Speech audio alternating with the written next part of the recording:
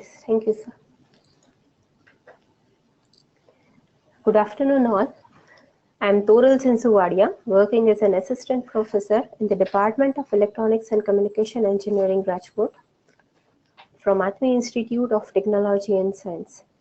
I am going to deliver a webinar on simulation and comparative analysis of space-time block coding and space-time trellis coding and its application in DSTBC MIMO technique.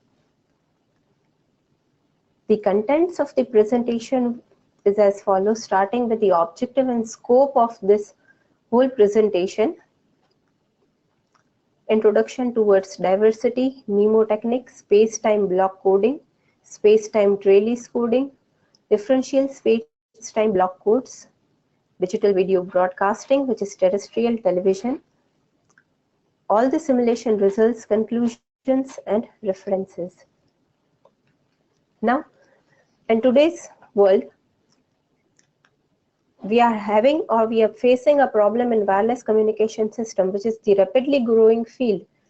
The problem is the radio spectrum, which is limited, and that limited spectrum we need to deal with the higher data rates. That is, we need to transmit with higher data rates. We need to deal with higher data rates, with high efficiency, and without any fading.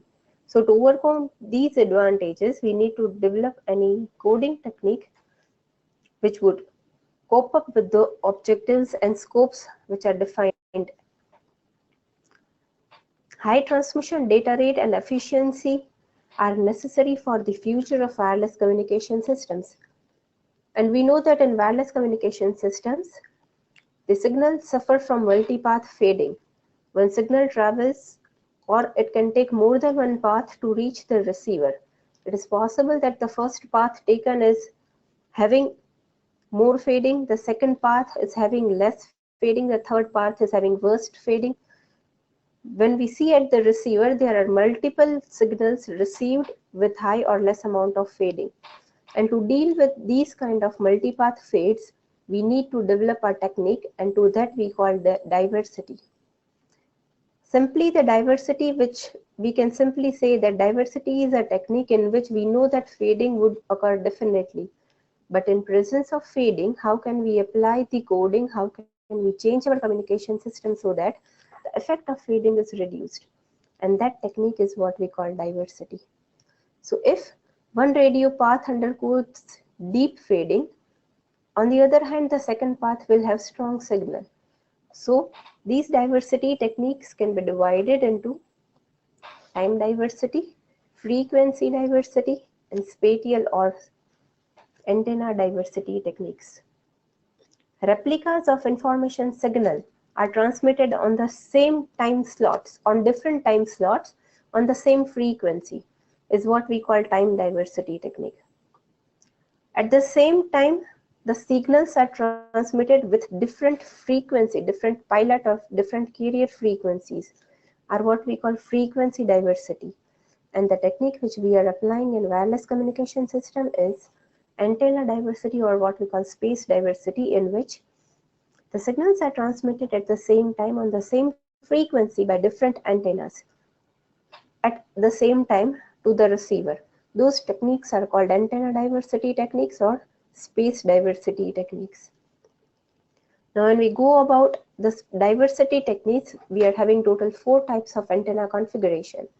The first configuration is what we call SISO, single input, single output system.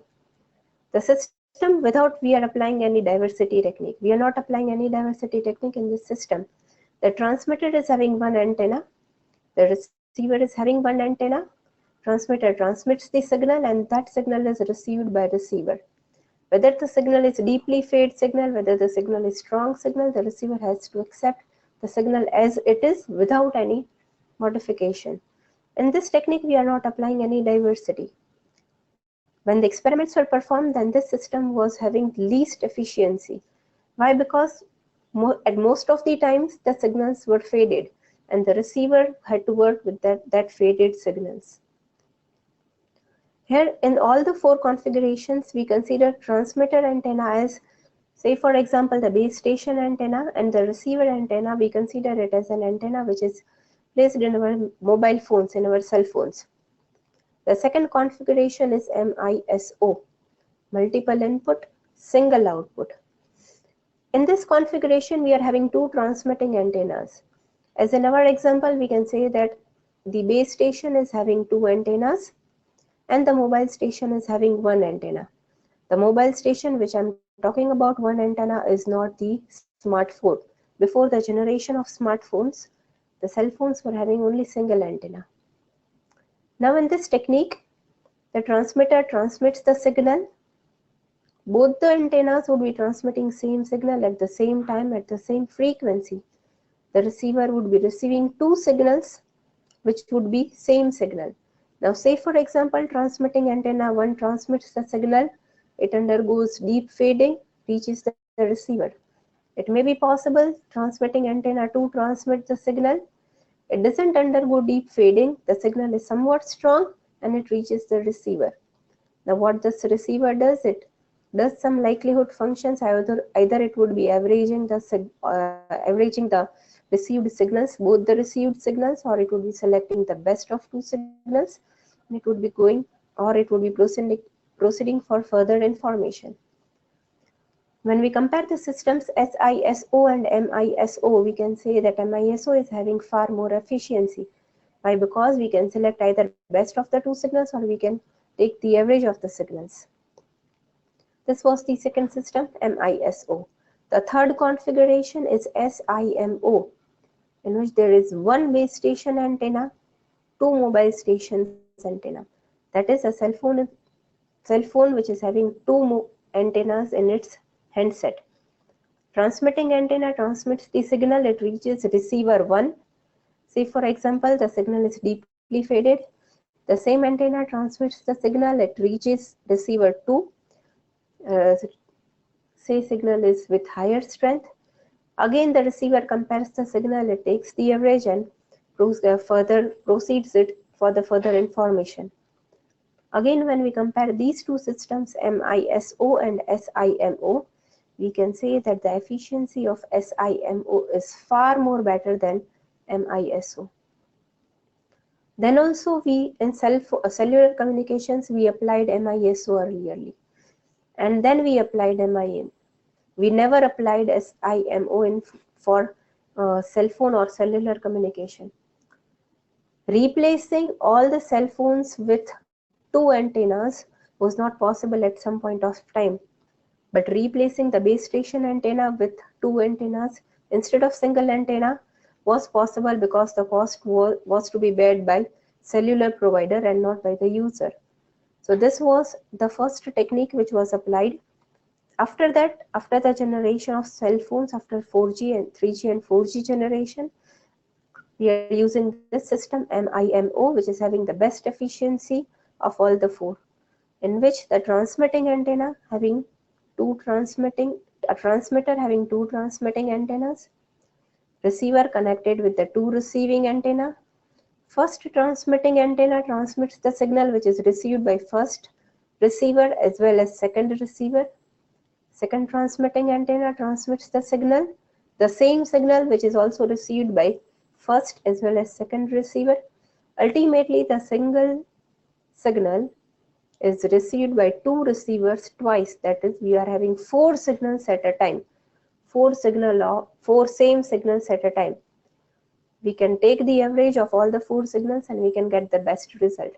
This is the application which we are using in cellular communication or in wireless communication.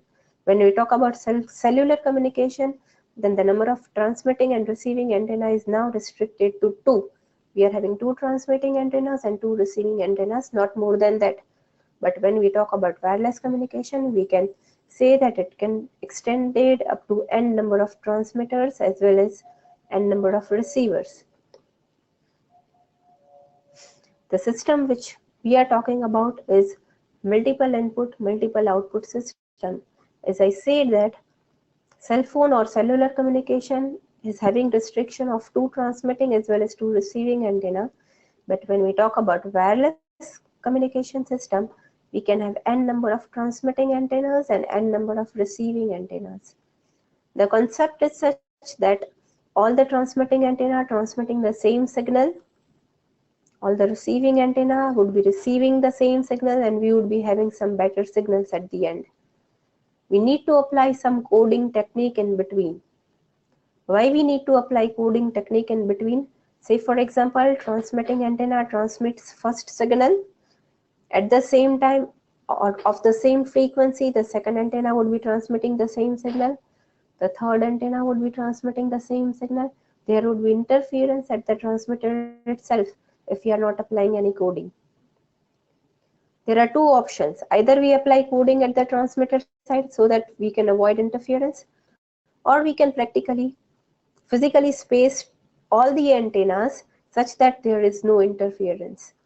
Now, physical separation of antenna is not at all possible for all the practical applications. So we need to apply some coding in which we are not separating the antennas physically, but what we are doing is we are applying coding such that there is no interference at transmitter side.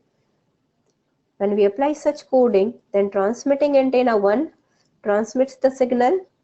At the same time of same frequency, transmitting antenna 2 would be transmitting antenna 3 would be transmitting the same signal, and there won't be any interference.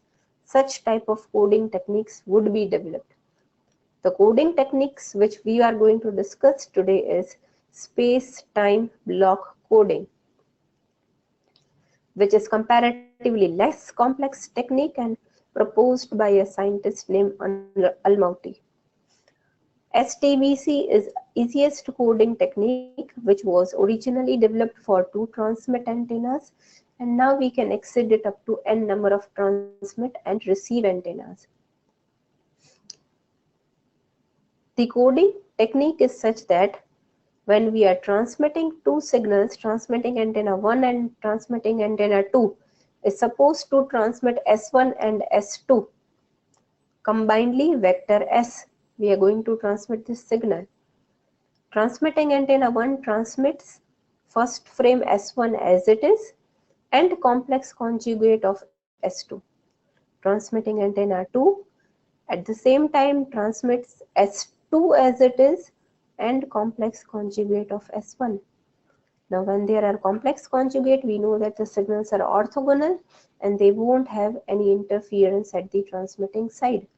So without any interference, without spacing the antennas physically, we are transmitting 2 signals at the same time on the same frequency band.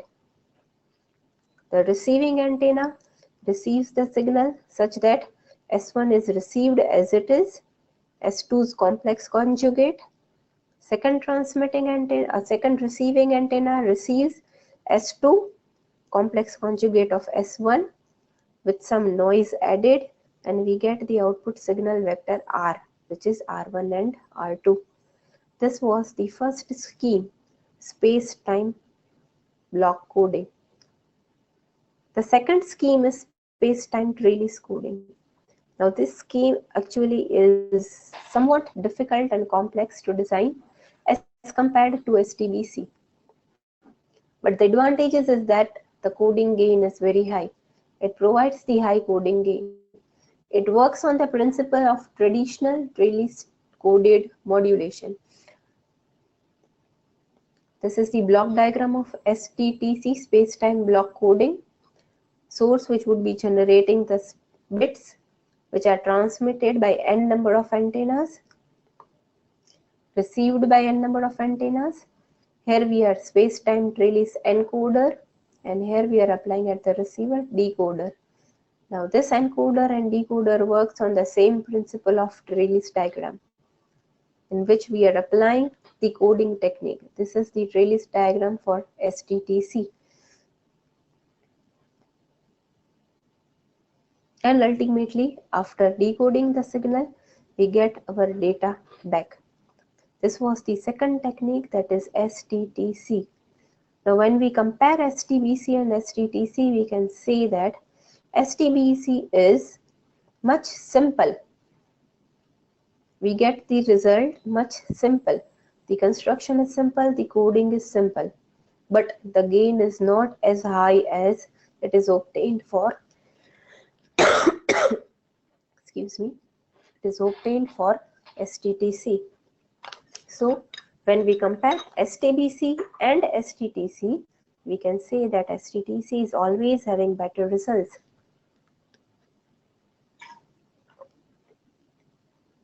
The results which are shown in the next slides, following slides, are the results which are taken under the fading, which we have considered Rayleigh multipath fading, and the modulation technique is binary phase shift keying.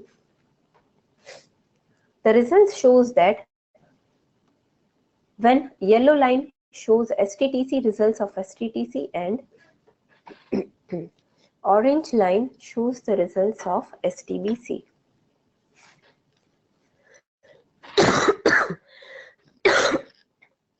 Excuse me. This graph shows the comparison of STBC and STTC for coded MIMO for 2 transmit and 2 receive antennas.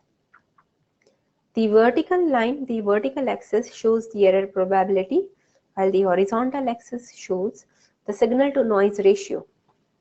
The orange line shows the error probability of STBC and those of STTC. We can say that as SNR increases, the error probability goes on decreasing. It is decreased to this extent 1 e into 10 raised to minus 8 for STBC, while in STTC it is much less, 1 e into 10 raised to minus 21. So I can say that when we compare the error probabilities of STBC and STTC, we prefer STTC more as compared to STBC. This is the MATLAB results, same results shown in different way.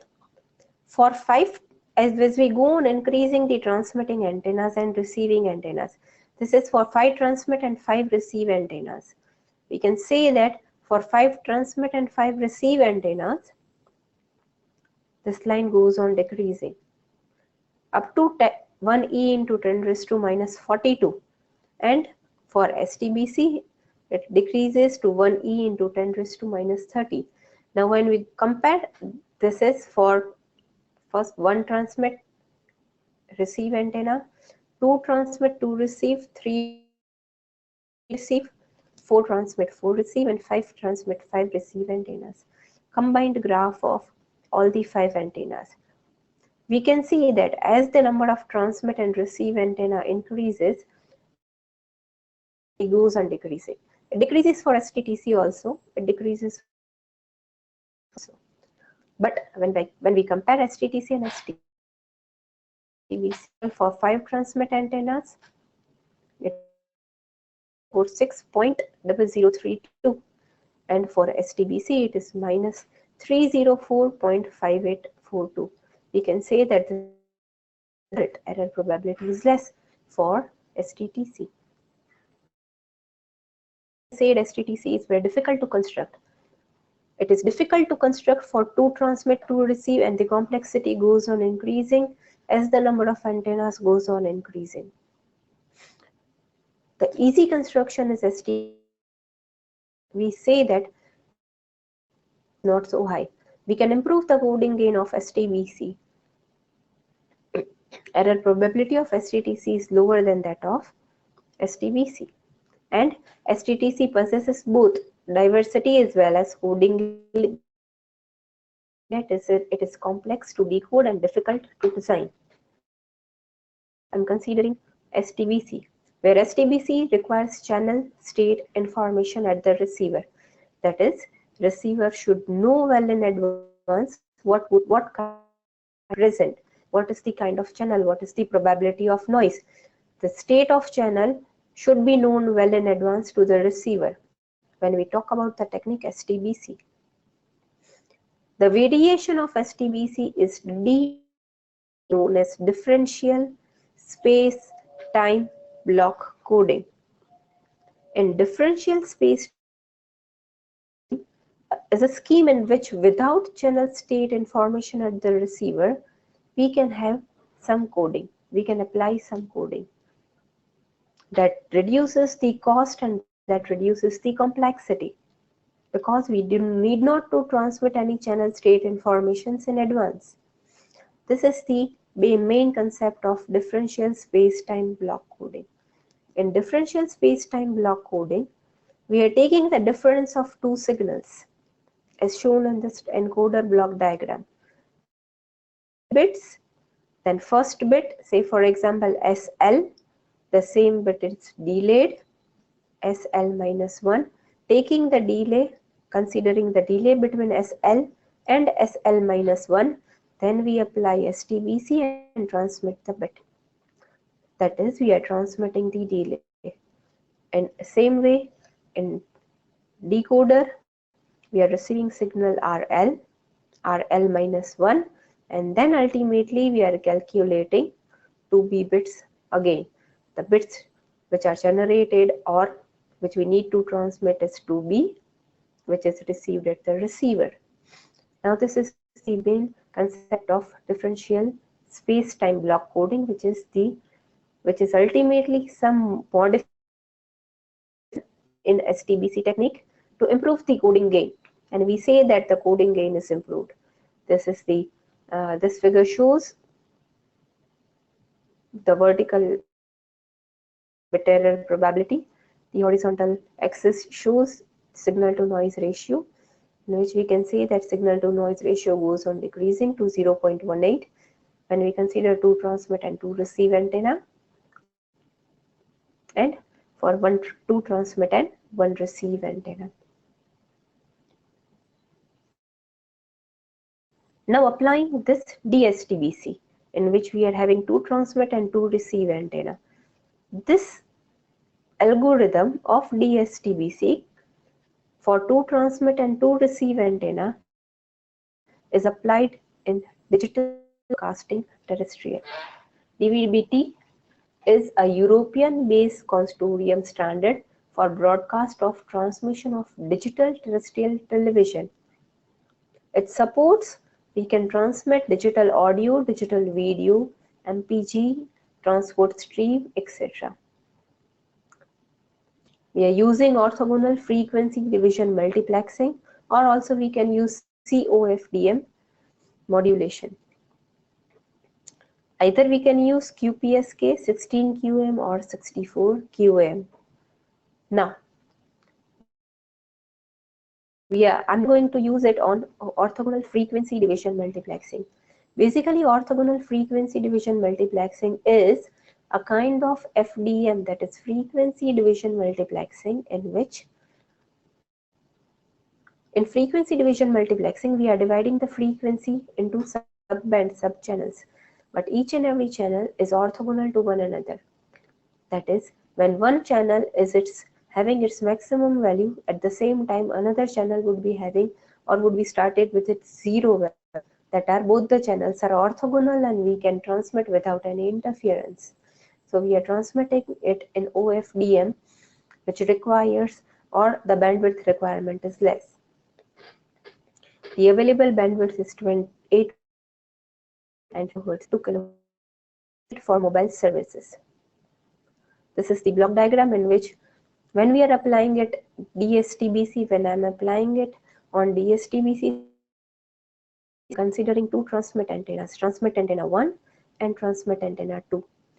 A source in which I am generating a black and white image, which is transmitted through an encoder, applying OFDM into that, applying DSTBC code, and then transmitting that image. The image which was transmitted is received. Again, I am applying DSTBC decoder, OFDM giving it into MIMO decoder, and comparing both the images, the image which was transmitted and the image which was received. This is the main concept of, this is the main theory which I have applied, which is shown in this flowchart. This first flowchart, this first page, defining DVB-T parameters. Input data is taken, I am taking it as an image which I have constructed with the image with the help of zeros and ones. Zero padding,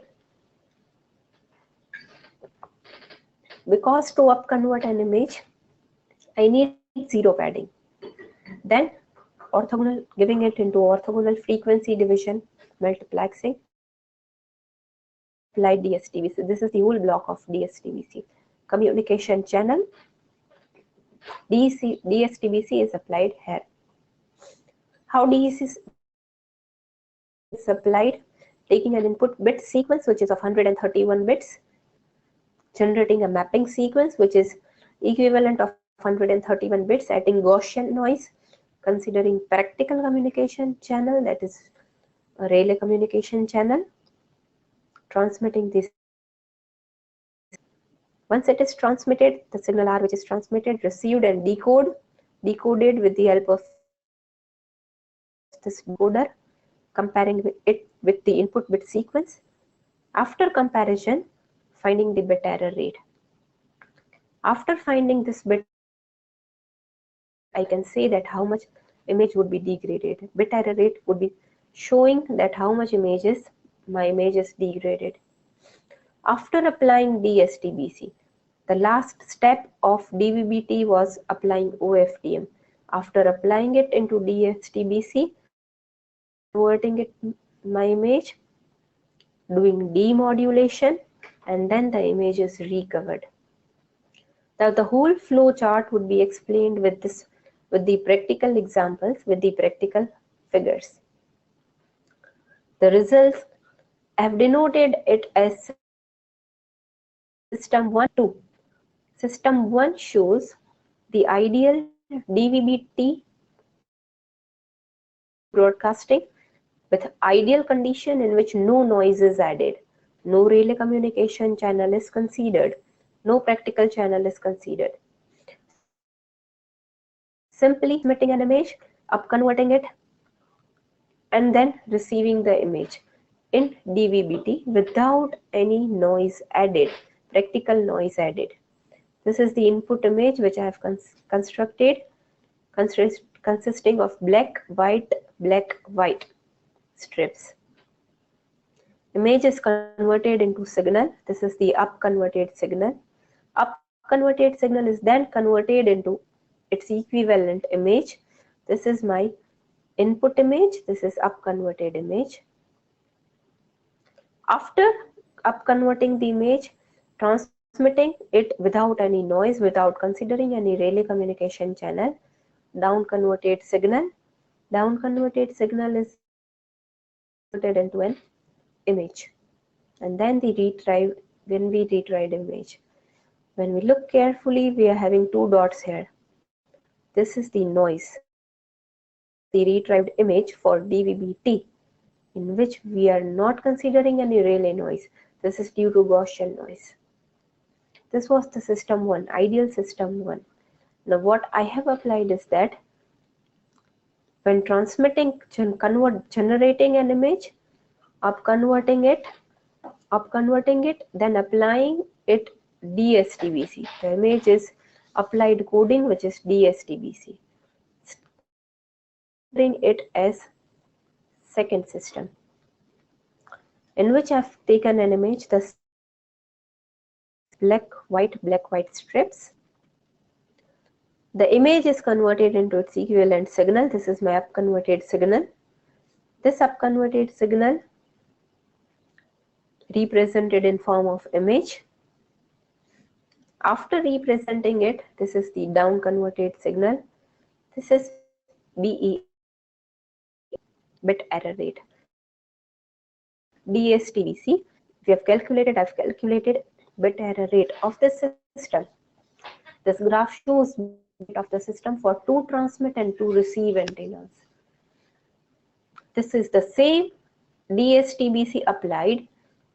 This is applied for an image. I have shown in previous slide for 2 transmit and 2 received antennas. That was the graph, simple graph. This is the graph in which the image bit error rate is calculated. Again, I can conclude that as the signal to noise ratio increases, the bit error rate goes on decreasing. This is the conclusion which we can make it. The down converted image, The image is then down converted, and this is the retrieved image. After applying DSTBC into that, we can say that in the ideal system, we were having less number of noise. I mean, we can say that in this system, the image is clear, but this system considers the ideal channel. But when we go for practical channel, then the system is, or the image is somewhat degraded. This is the whole concept which I have applied in this flow chart. That is, after defining this DVB-T parameters, and while defining these parameters, I have taken the practical parameters in which there are 81,000 plus bits which are transmitted on a particular frequency. The parameters which I have taken is the standard parameters which are defined on DVB-T system. This is, the parameters are all standard parameters. Input data is an image. We can work it on an image, we can work it on a video as well, but working on video is under process now. Working on image I have completed. Then I am proceeding for this zero padding and modulation techniques. This is what I said. I have applied DSTBC over here. After application of DSTBC, finding the bit error rate, we can say that how much error would be occurred. Then down converting the image and demodulating it, and then we can recover the image. And I said that for an ideal system, the image which was recovered was having less noise for an ideal communication channel, but for practical communication channel, when DSTBC is applied, we are having some image which is distorted. The whole presentation, I can conclude it as the error probability of STTC is lower than that of STBC. STTC is the better system as compared to STBC, but STTC is very difficult and complex to design. So we can modify STBC so that to increase the coding gain. The modification of STBC to increase the coding gain leads to the next development, that is differential space-time block coding. And the most important feature or the advantage of DSTBC is that it does not require any channel state information, and it can be generalized to n number of transmitters as well as n number of receiving antennas. And as the number of receiving antenna increases, the decrease in BER with SNR increase. This was shown with 1x2 antennas and 2x2 antennas, DSTBC. While comparing two systems, in which I can say that the first system in which the image is transmitted in DVB-T system, considering an ideal channel, and the second system in which the same image was transmitted in DVB-T with some coding applied, and that coding which I applied was differential space-time block coding. The first system considers the ideal case where there is no noise added in the communication channel, and the second system is the practical relay multipath fading channel, and DSTBC was applied there. And it was observed that when BER of the received data,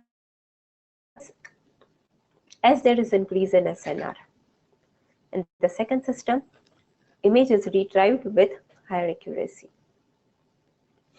These are the references from which I made this presentation, as well as the whole concept and the coding.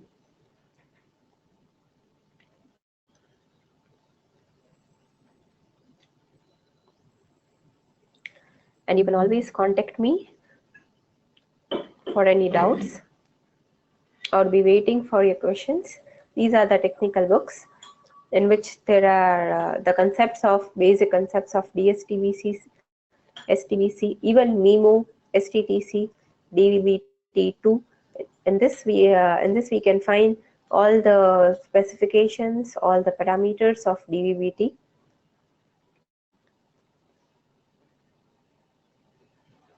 Hope you enjoyed the presentation. It was useful. Thank you.